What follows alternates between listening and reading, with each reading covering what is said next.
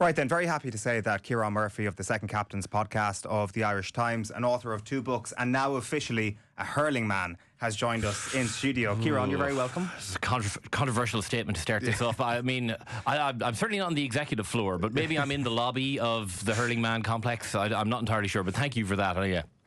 Did you manage to find the office okay today? Do you need directions?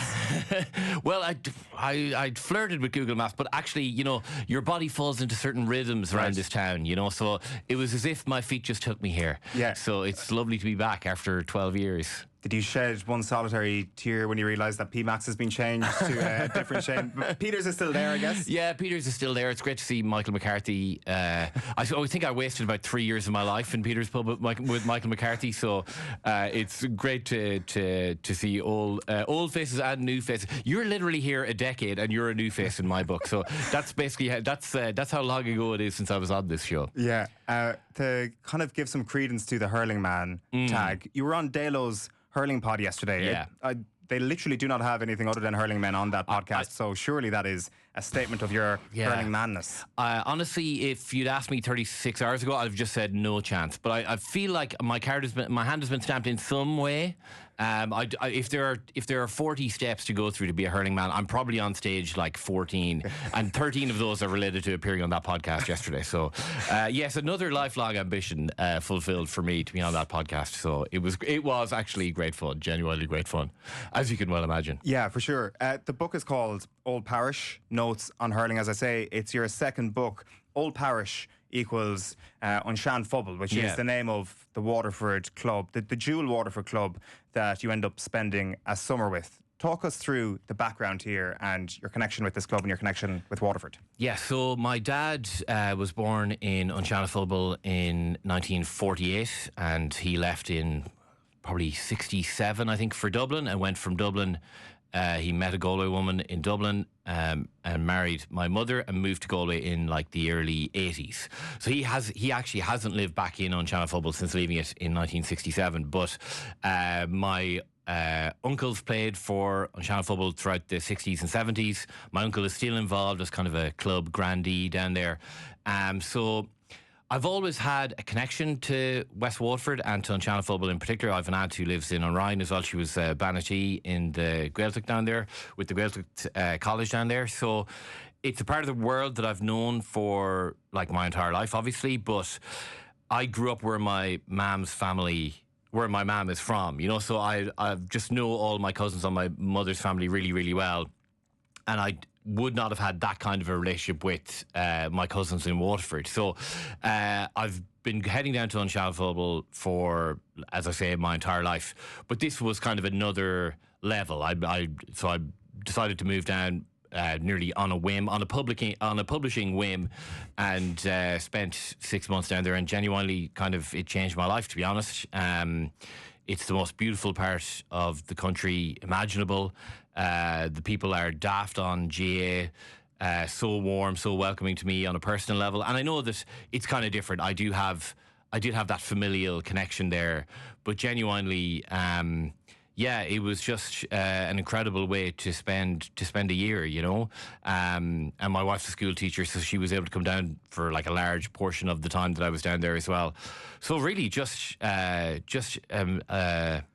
mad, beautiful experience, It sounded amazing. I think a lot of people are going to pick up this book and just be unbelievably jealous of the summer that you spent down there. And from what I understand, it's potentially not the only summer that you spent in Waterford playing hurling as well. Do you think you would have done this even if there wasn't a publishing opportunity? Yeah, so that's a really interesting question.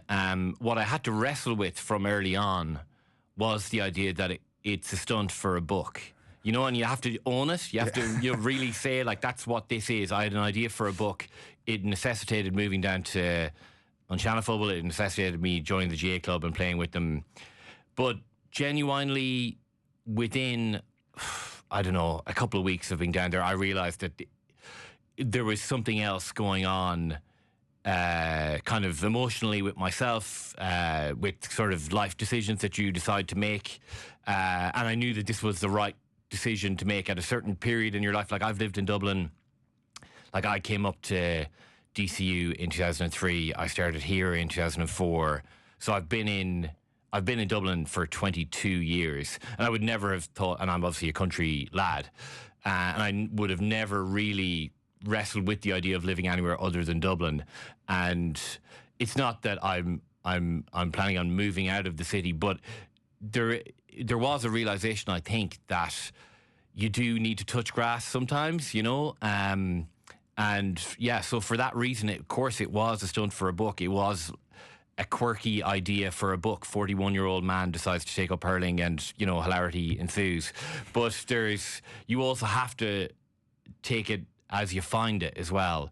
And, you know, that's what I found was just this far deeper emotional connection, even than probably I was prepared for. Like, I presume it had been something that you'd been asked quite a lot in the years you'd been living in Dublin. Will you ever move back? And maybe the idea of moving back to Galway was seen as some sort of life regression. Yeah. Whereas actually that's not the same as saying, oh, I wouldn't ever move to the countryside. Yeah. Well, I mean, yeah, exactly. Like that question is framed in certain, sure, you know as well. Like that question is often framed in a very specific kind of way, which is like, have you had enough of this noise? The rat race. Mess? Yeah. Whereas, you know, like people also work in the countryside, you know, they also need to earn a living. So, I always kind of rejected the framing of it as well as the idea of it. Whereas now I'm just way more open to the idea of, if not living down in the countryside, at least spending 2 or 3 months every year, you know. That's a very sort of privileged thing to be able to even contemplate. But yeah, like you gotta sort of take the lessons when they keep knocking you over the head. The happiness that I felt down there is something you probably would be best not to ignore. What was your hurling experience as a participant like before this book? Okay, there's kind of 3 strands to this. The first one would be like I grew up with hurleys in the house, but they might have been the only hurleys in Milltown, I would say, in that my dad would have played a bit when he was a boy, obviously in Waterford. So we would have knocked around in the backyard a bit, like, but a very, very small bit. It was a football only, a monotheistic culture that we're dealing with in Milltown in North Galway. And then I would have taken hurleys when I was moving kind of from house to house in the noughties. If friends of mine were going to the Phoenix Park for a kick around, sometimes we'd bring an American football, sometimes we'd bring a rugby ball and a kicking tee, and other times you would bring a hurley and a couple of slithers and we would be pucking around. I was obviously utterly useless and by a mile the best of my friends at this. You know, like there was literally no one who was even like the first cousin of a hurler in sort of my friendship group. So that would have been, I would have been tipping along in that kind of respect.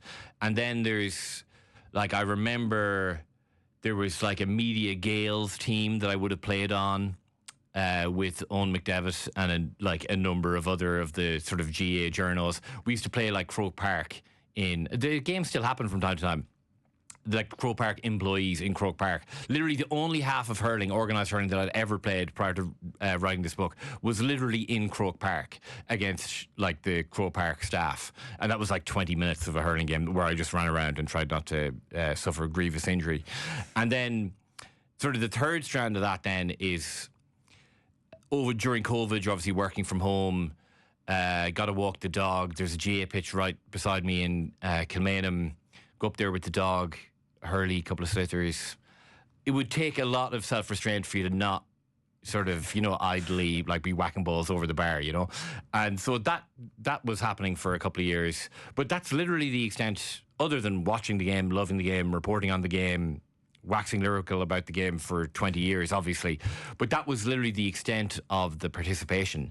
And like the Phoenix Park puck arounds, it's kind of interesting because it's only in the course of writing the book that I realised this is literally how the GAA started. You know, Michael Cusack decided in January of 1884 to have a puck around with some friends because he enjoyed playing hurling and he didn't want to sort of let the whatever enjoyment he got out of it to just wither on the vine. And that's literally how the GAA started.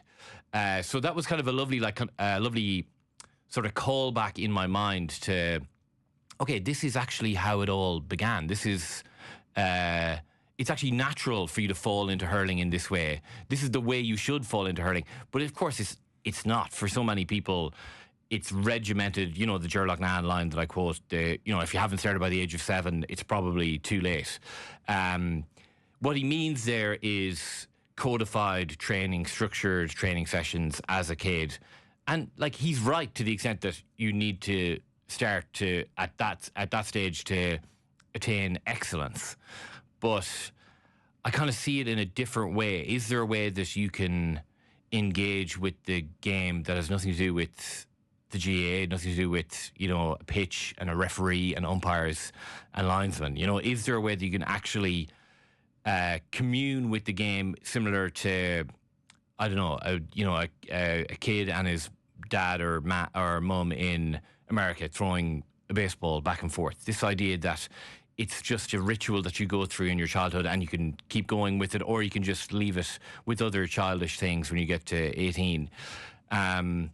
So yeah, that was the relationship that I had with hurling, and in ways it's obviously very different now in that I've played organised, but that's also what I'm going to return to, and that's lovely as well. That will be my relationship with hurling for the rest of my life, hopefully, and I kind of want to keep that up as well. Because it's very clear from the book that you were a really deep admirer of everything that hurling represents in the eyes of the great hurling men, the mystique of hurling, the history, as you've touched on there.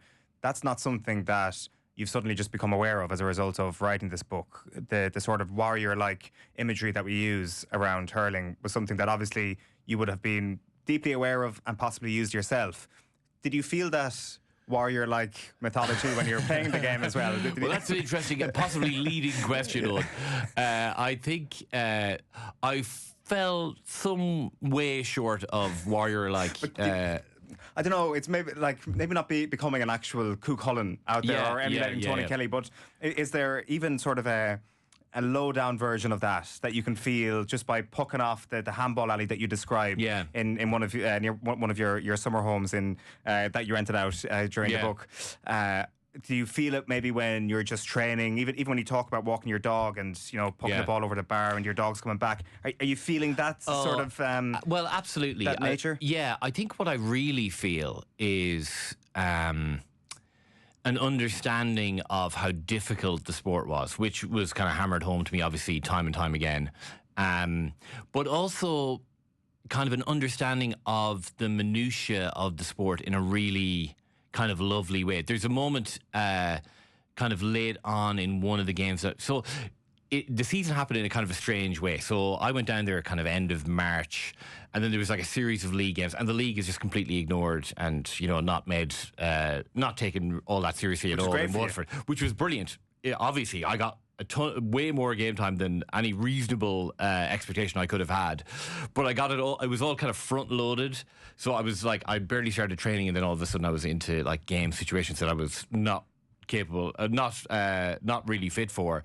And then I trained all summer, but the championship starts in August. So by the time I got to August, I was probably 5 times the hurler I was when I was getting all my game time, but I wasn't getting which is actually fine, because I was going down there to train and to learn how to play. The games genuinely were kind of bonuses. But there was at one stage a training session maybe in the August, kind of right in the middle of kind of a championship run that we were on, where there's a ball that comes to so I'm left-handed, so the ball is coming down the left-hand side. So basically what I need to do is swap the hurley from one hand to the other and catch the ball on the side that the ball is coming to. And then as I gather possession, change hands on the hurley and then be ready to go. And so I didn't do that. But afterwards I'm thinking, I have the thought, like I'm frustrated that I haven't done that. And then I was kind of thinking afterwards, that is, on the other hand, very much a hurling man thing to think, you know? So there were moments like that where it's nothing to hurling people because it's all instinctive. Whereas nothing that I was doing on the hurling field was instinctive. I literally had to think about everything that I had to do, and that obviously kills you. You know, it absolutely kills you.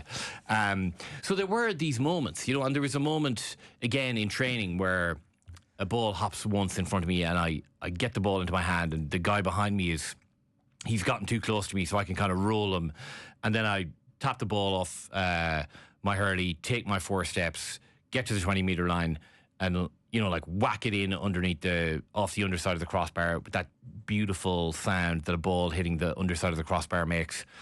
And I immediately thought, this is it. I've cracked it. Like this, I've finally, I feel just completely in charge of what I'm doing here. I know what I have to do. I know where to go. I know what to do. It's, you know, a light bulb moment. And literally the next 4 balls that come into me, I just drop for no reason. The ball is in my hand and then all of a sudden it's not in my hand. And that's basically the whole season in a nutshell. You know, that there are these flashes of thinking you've met it or you've cracked it or whatever, and then the game just comes and kicks you up the arse again, you know, because that's just the way of the world. It's such a difficult sport, genuinely an incredibly difficult sport if you haven't started early, but it's kind of the fun of it, you know. That's why you do hard things. It's to figure out whether you can do them or not and derive true satisfaction from doing it right even once. But that's not been your experience of Gaelic games, of participating in Gaelic games, because when it comes to football, fairly handy at football, and you've never kind of felt the experience, for example, as you point out, of being the person who gets the look from the lad out the field. It's like, oh, the only guy who's free is the number 14. I can't kick him the ball. So you've gone from the person who's giving that look to actually receiving the look. First of all, did you feel like, geez, the people who give that look, they're a bit of a dick to be giving that look, you know? I mean, we should all be included here. Or are you very much thinking, no, he's absolutely dead right. I know exactly what it feels like. Yeah, I think, you know, my initial reaction was, you know, we're all out here trying our best. And then immediately within like half a second, that thought gets completely swallowed by, he's absolutely right, we've a game to win. So no, there was no period of self-reflection, there was no personal growth in that respect, I'm proud to say. But yeah, I mean, what really what's interesting about it, I suppose, is that it's I didn't take up cricket, you know. I didn't walk down the pavilion with the pads on. I didn't, you know, face spin bowling or something. I was literally in this place where I felt perfectly comfortable, and I wasn't much of a footballer, but I was perfectly comfortable on the Gaelic football field for my entire life since I was 7 or 8 years old. You know, the pitch is the same, the people on the sideline are the same, the colour of the jersey is the same, and yet this place where I've always felt completely comfortable is now terrifying to me, not from a physical danger standpoint, but just the possibility of ritual humiliation was, you know, constant. So that was kind of a bit of a head melter, to be honest, you know. Yeah, which is great content. But is there a real part of you that's thinking this is deeply frustrating? Oh, of course, yeah, absolutely. And I got so frustrated because I did really want for it to work out in a different way to how it did. I mean, I was going to say better. I mean, I wouldn't change a minute of it, to be honest. But, you know, I did hope that I was going to be better than I was. But on the other hand, you know, you're writing a book about a famously difficult sport. And if the upshot of the book was actually, you know, not that difficult, then maybe, you know, what I lost in personal humiliation, I gained perhaps from a publishing point of view. So maybe that's for the best. But you know the point I'm making? Like, after a couple of training sessions, actually, I didn't know what I didn't know. And I actually did think, you know, it's actually going to be not that bad. Yeah. And then, you know, you're thrown into your first game, or training moves up a notch and you get a few lads back from college and you realise, actually, you are so far off this, it's ridiculous. So maybe it's for the best I learned that particular lesson. You detailed the story of your relationship with a couple of hurling yodas, I want to call them, in Jamie Wall and Sinead O'Carroll in particular, and Paul Rouse, name-checked in the book, the people who kind of guide you through this journey. Yeah. Obviously, the best learning is through the practice in terms of training and in the matches. Any nugget that you got from that trio, from any of your yodas that you pass on to any prospective hurling player and say, that is the one, that's the one thing you need to know? Yeah, well, Jamie, I would have often left Jamie just these voice notes, kind of howls into the dark, which were very useful in the writing of the book, because you're like, God, I really was feeling it that day. But there was one game in particular down in beautiful Cappoquin where I was just so terrible, so irredeemably awful in every possible aspect. And Jamie kind of listened to me, you know, just whining and whining and whining and whining. And then he says, you know, hurling is just not a thinking man's game. Which sounds like a very negative thing to say about hurling in general until you understand actually what he means. Yeah, it's an instinctive game. If you're thinking, you're gone. you know. And then there was another moment. It was about maybe 3 days before my first game. I met Sinead up here for a puck around, and I was like, I had to come back up for work, so I was missing training. So I was like, Sinead, I just want to feel like I've done something in the run up to this game, you know. And so she was literally on her way to camogie training, and she stopped in. And we pucked around for half an hour. She's like, okay, what do you want to do, you know? And I was like, well, Sinead, to be honest, I think if you go out kind of 70 yards out from goal and you just rain balls in on top of me, I'll catch them, turn around and stick them in the back of the net. And she was like, okay. And we did that for a few minutes. And then she kind of wandered in our front. She's like, what do you actually think you're going to be doing in this game, you know? And I was like, well, something along the lines of standing on the edge of the square, catching balls, turning around and putting them in the back of the net, no? And she was like, you'll be lucky if you touch the ball 5 times. What you're actually going to be doing is the ball is going to be on the ground in front of you. You're going to be using your arse to get people out of the way, and you're just going to be mullocking. You may as well have a spade for all that you're going to be doing in this game. And I was quite offended by this, to be honest. But then cut to 3 days later, and I was like, Sinead is a unfailingly optimistic person, it turns out, because that's literally what I was doing, but just maybe not with the frequency with which she was predicting it. So yeah, I mean, Rice is a football man, no more than myself, but he was an incredible help to me on the sort of, the book has kind of a twin track in a lot of ways, in that there's this kind of personal story, and then there's also the broader questions of where hurling is played, where it isn't played, why that is, and actually the limitations around kind of our own thinking on that. Yeah, which is really, really interesting. And I mean, I think one of the more fascinating aspects of the cultural history of hurling is the story of the Yank who comes into town, Roy the Rover's style. What's the name of the movie? Glenannar is the book. Oh, the book. Yeah. And it was written by a guy called Ciarán Sheahan in the kind of 1900s, 1910s maybe. And it's just a book lying around in my house in Galway. And my mum remembers reading it in primary school. And my uncle, who's Jim Carney, remembers reading it and when I first told him the idea, Jim was like, oh, you should read Glenannar. It's great. And it's a completely insane book. It's a completely insane series of books about kind of like a priest in Doneraile in Cork who just goes around solving everyone's problems. So suffice to say, this is the only one of the Ciarán Sheahan canon that I've read, but nevertheless, maybe, I'll get round to more. But Glenannar, yeah, and like... So you basically fulfilled the role of the Yank down in Shannon Fubble. You would arrive and you would... That was the dream. That was the dream. I don't know that I did the business to the extent that the Yank did against whoever it was. It was like the Shandon Thrashers or whoever it was. But listen, go find it in your local library, kids. Glenannar by Ciarán Sheahan, yeah. The discovery of finding yourself as a hurling man, and it's kind of a two-worded phrase that properly does it justice, hurling man, because your manliness is something that I think you question quite a lot throughout this. Constantly, Owen, throughout the writing of this book and before, and indeed, I'm sure after. Basically, manliness in a hurling sense equals complete disregard for your own safety? Yeah, I would say so, yeah. Like the worst injury I got was like some kind of repetitive strain injury in my hand just from catching the sliotar. So, I mean, I got a couple of whacks on the finger, all right. And again, pedagogically speaking, no better way to learn to put your hurley up to protect yourself as you try and catch the ball than to just get whacked on the top of your nail time and time again.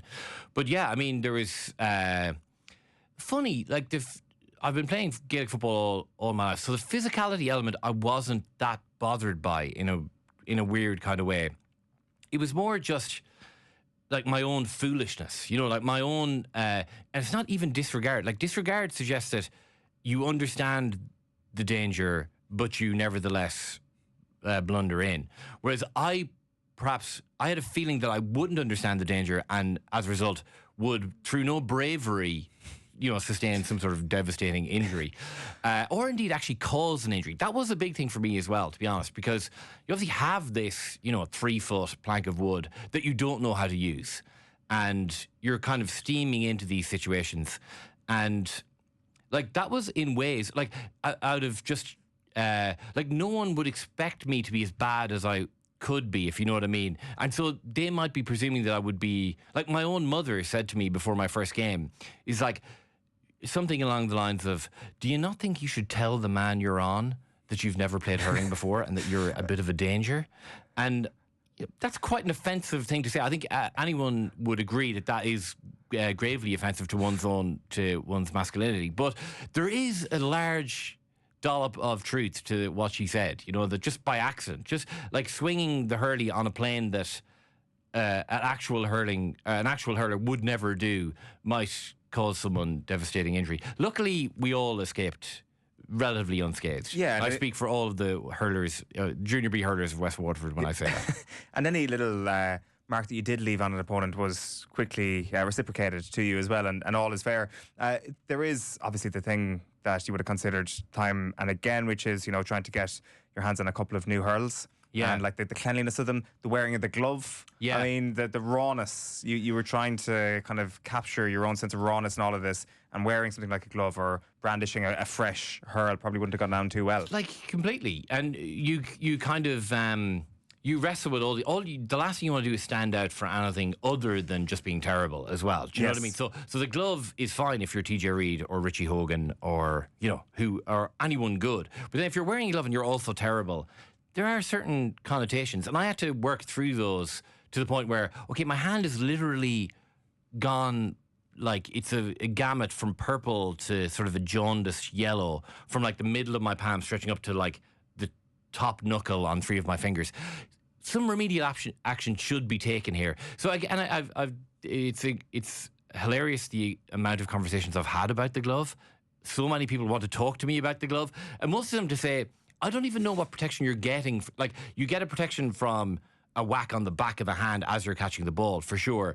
But you don't really get much protection from the pat, but you do get a little bit of protection. And that's what I was looking for. Like, even just like a fig leaf of protection there did actually do the trick. But yeah, I mean, it is, as you say, like the warrior sport. You know, we kind of we buy into that and we kind of lean into that. And it was really eye-opening for all my friends that I was telling, listen, I'm moving to Waterford, I'm going to play hurling, you know, and a lot of my friends have no interest in the GAA, certainly no interest in hurling, but their immediate reaction was, oh my God, you'll get killed.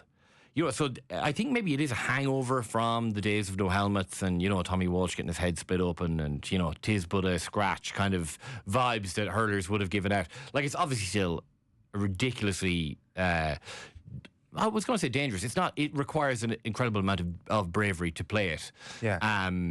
At the highest level, but I didn't. That was not a thing that I was worried about. Funnily enough, it was more just the skills part of it that was scary. That was scary to me. Yeah, like falling in love with hurling is one part of this. There's also kind of falling in love with the place, and you talk about your uncle at the top and how he's a real sort of grandee of the area and how he's a real character, I think it's fair to say. Yeah. Like, you speak a little bit about how you almost got involved in the Ashtorian and Shannon Football. Yeah. Like, they're like ridiculously vibrant local drama scene down there. But, you know, what really... I could speak for hours, honestly, about it, but living in a Gaeltacht area, you realise that there are challenges to living in a Gaeltacht area. Like, and obviously, I was down there trying to speak a bit of Irish, and my hurling is bad, my Irish is worse. And when you're terrible at something, it's just so tiring. And then you're trying to speak Irish as well. So, like, all of that is tough, but I loved it. You know, my dad is a Gaelgore. Like, my brother edited on Colleen Kuhn. He's edited like 4 feature films in Irish. He's brilliant Irish. I was jealous of that, genuinely really jealous of that. So you want to try and do that as well. But yeah, like, you get a real understanding that these people want to live where they're born, and, you know, they want to have the right to housing protected in these areas. They're doing incredible work preserving our culture, preserving our language, and we all know that needs to be respected. We know it in our bones, but to live it, to go down there and understand the challenges that they have, you know, like, they don't want people like me buying holiday homes down there or whatever, and you have to just, like, sit with that as well, and you just have to realise that's not, you know, like, they want housing down there. They want housing for people to raise families down there, and yeah, like, that was really important to me as well, that I got some sort of sense of the community that's down there. And I knew that I would a little, but I didn't expect, I don't know, the degree of friendships that I have down there, the connection that I have to people down there. I for all that I knew I'd have a good time down there, I was completely taken aback by just how intimate it felt. I was like, I lived in kind of a cottage down just like a little laneway, and there was kind of gates across the front yard or whatever, but everyone would just, you'd be out there in the summertime and everyone would just stop the car and just roll the window down and just say hello to you. And a guy came up to me at one stage and he said, listen, you don't know me now, but I know who you are. And I was friends with your granddad. And my granddad died in 1975, I think. And so I never knew him. I'd never met the man. But this guy comes up and he says, listen, I knew him for years through farming and through the GA and that. And I've forgotten what he looks like. So you wouldn't have a photograph of your granddad that you could show me? And I didn't have one on me, and I had to apologise. And then the more I thought about it, I was thinking to myself, I actually don't have a picture of him in my head. And this is my grandfather. And I knew my three other grandparents, and they were huge parts of my life growing up. And so as the summer went on, I forgot about this. I was really emotional when he asked me, and then I just kind of put it to the back of my mind and forgot about it. And then as I was kind of packing up for the year, I was like, geez, I never got a photograph for that man. And I found this photograph. And my Uncle John, who lives down in Unshanafobal, doesn't look anything like me. And in a way, my granddad and his dad doesn't look anything like him or me. But you put the three of us together and you're like, that's 3 generations of the same family. You know? And it really packed this huge, like, emotional punch to me that, like, even at that most basic level, of course you look like your granddad. That shouldn't be a surprise to you at all. But it was a connection that I just kind of not let go of, but I'd never tended it in my life, And then to live down there for 6 months and to continue the relationship that I have done since long after the action of the book is over, that's a gift in my life that I could never repay the people of Unshanafobal for that. And so that's kind of something you just have to try and sit with as a man in his mid-40s. You actually just have to try and figure out why that means as much as it does. That you look at a picture of your granddad and say, that massive nose he has, that's my nose. You just have to just roll with it, But it's also something that you have to sit with in a practical sense as well. Like, you are somebody who lives in Dublin. You are somebody who, I presume, would consider himself from Galway. And I'm sure after this, increasingly from Waterford. Part of you is from Waterford.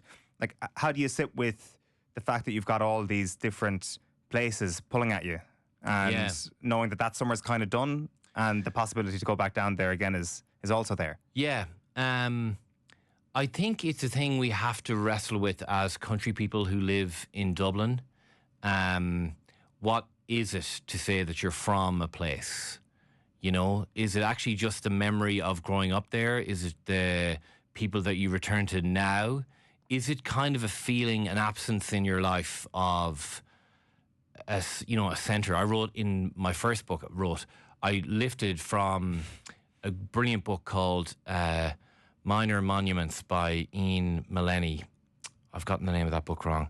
Eoin Sheahan is a beautiful writer, but what he writes about the loss that you feel when you grow up in the country and move to the city. What it basically amounts to is that you lose the ease with which you answer the question, where are you from? That the center of your universe is a very easy thing to put your finger on when you are born, live your life and die in the same place. And that's a loss, obviously. But in another way, what is life? Only an accumulation of experiences. So, I was born in Milltown. I will always be a Milltown person. That's the answer to the question where I'm from, is Milltown in County Galway. But I think what you have to realise is that Dublin has been amazing to me for 22 years, and that I didn't discover anything last year. I suppose it was just opened up to me, this half of my family that's also from Waterford, and that so much of that was poured into me without my knowledge. My father's love of Irish, my father's dedication to the idea of volunteerism in the GA, but also kind of more in a broader community sense. All that stuff is stuff that he learned from Eoin Sheahan. So I'm not discovering that for the first time. Maybe I'm just picking up that thread that was left, That image of the lad stopping his car, though, and asking for a photo of your grandfather is a really powerful thing, because the Milltown connection is very easy to explain. You've lived 20-something years of your life there. The Dublin thing is very easy to explain. There have been a collection of brilliant anecdotes told throughout this book, but you would almost categorise that as the third most important of the three. Yeah. But that anecdote of being asked for a photograph of your grandfather almost elevates that to a whole new level. Like, that's not an experience of you and your grandfather, but it almost brings him back to some sort of current day memory. It absolutely does. And the book is dedicated to Maheenshire. I went looking for... Basically, I was... So obviously I played football down there as well. And... the Comórtas Pell na Gaeltacht launch was being held in Croke Park, and my manager had heard like my pidgin Irish in the on the training field. He was like, "Oh, sure, you could do that. You can do the Comórtas launch. You can arrange your work." And I was like, obviously, if I wasn't writing a book, I would tell this guy to, please, not in a million years. But when you're writing a book, sometimes you just have to say, you got to lean into these uncomfortable situations. So I had like this hilarious day, like trying to speak Irish to all of these, to the assembled media and to my fellow players. Like, it was a nightmare, because you're just face to face with your limitations in a really like awkward scenario. But I did try and prepare like a stump speech, effectively, to try and get me out of as many awkward situations as possible. And I went looking for the Irish word for it's where my people are from. It's not. I didn't want to just say it's where my dad's from. It's like where all of my people are from, on that side of my family. And the translation is Maheenshire, and Shinshire is senior. And the only time I've ever heard that word is in a GA context. So it's the Ferran Senior in the club or whatever is the club senior team. And I just kind of felt like that closed the circle in a really nice way as well. Like the idea of family, Gaelin, and the GA, it's kind of all summed up in that word, because it's like I found a team down there, and all of my teammates are, they're my team, but then you also find this kind of this collection of people, long dead and older generations and younger generations of I was playing with my cousins, and that was a thrill as well. You kind of feel a part of something there, like it's not just a guy from Dublin moving down for a summer. It's like it's a part of my life, and I'm a part of Old Parish, and my brothers are parts of Old Parish, because half of them that's where they're from. Yeah, and so I just felt that was in ways the book was summed up in that word. Yeah, it's not just parachute journalism. You've kind of maybe you parachuted in and left with something really, really meaningful as well. Yeah, exactly. And knew the coordinates before you flew in. There are two final things I just want to ask you about. First of all, doing things that you're terrible at in your 40s is a theme, and you say that people essentially don't live outside their comfort zone, don't try new things, don't try things that they know they're going to be bad at the start after their 20s.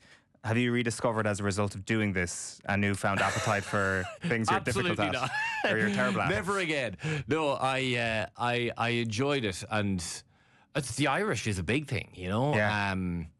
And using the cúpla focal is a big thing for like your generation. You're younger than me. There are cultural touchstones that you had that I didn't have. And I'm talking about TG Carr being set up in whatever it was, 96, 95, and I was 13. And I kind of feel like if I'd been born 10 years later, my dad would have just been a lot more comfortable speaking more Irish in the house, and just having that as part. Gael Scullen were just not a thing when I was in primary school or in secondary school. Whereas now my mum and dad sit down, they watch the games on TG4 and they speak Irish to each other during the game. So as they're like making observations about the game, it's in Irish, because like mum was taught entirely Trí Gaeilge in secondary school, and dad obviously is a Gaeilgeoir. So they would just, if they're hearing Irish and watching a game through Irish, they're talking to each other as Gaeilge. And I would love to have that, even just that conversational level of Irish. And it's something I'm working on. So yeah, I mean, that, like, I don't know about anything else. I'm not going to decide to, I was going to say take up cricket. I don't know why I'm talking about cricket. I have the Ashes in my brain here, but yeah, I don't know that I'm going to be volunteering for a whole lot of other things I'm terrible at. To be honest, like 2 things is probably enough: hurling and grailing. And then finally, your appreciation for just the great hurlers of the modern era. You talk about going to watch the All-Ireland final last year, the Tony Kelly goal, one of the greatest goals we've ever seen in an All-Ireland final. I appreciate how great that is as a non-hurling man. Yeah. Do you have a greater appreciation of how great it is as a fully fledged hurling man now? Yeah, that's the question. Like, I think, I don't want to overstate it, like, you've been watching hurling your entire life. I've been watching hurling. Like, you don't need a roadmap for that, it's I don't know. It's like reading Ulysses as just a regular punter and then doing it in college, So like, you read Ulysses, you might love it, It actually helps your understanding of the game if there's a college lecturer telling you what most of it's about. But it doesn't mean that you're necessarily enjoying it a whole lot more. You're just enjoying it on a slightly different plane. So I do remember, the 2 weeks after that, the Ireland final last year, I'd be like boring people to tears about the one touch of the 4 touches off his hurley that Tony Kelly takes that for me really elevates it. And after a while, it's like, I'm just being a bore. The top 4 touches of Tony Kelly's All-Ireland goal. You're just being a bore. So is that what being a hurling man is all about, Owen? I don't know, but you do. You absolutely have a deeper understanding of it. I don't think you have a deeper appreciation of it. We all appreciate how good the best of them are. But I think, maybe you have, maybe there is. I'd like to think that after it all, I understand it a bit more, I appreciate it a bit more, and my respect for the best hurlers was already intergalactic, but it's beyond that now, I think. You get to be a little bit of a hurling snob if you so choose. Yeah, exactly. The payoff. That club is in the bag, It's called Old Parish, Notes on Hurling. It's an absolutely phenomenal read. Ciarán Murphy, congrats on this, and thanks, Minnie, for popping in. Thanks very much, Owen, and it was a genuine pleasure to be back here. This was, whatever it was, 9 years of my life, so it's a real pleasure to be back talking off the ball. So thanks very much for the opportunity. Appreciate it. Thank you, Ciarán.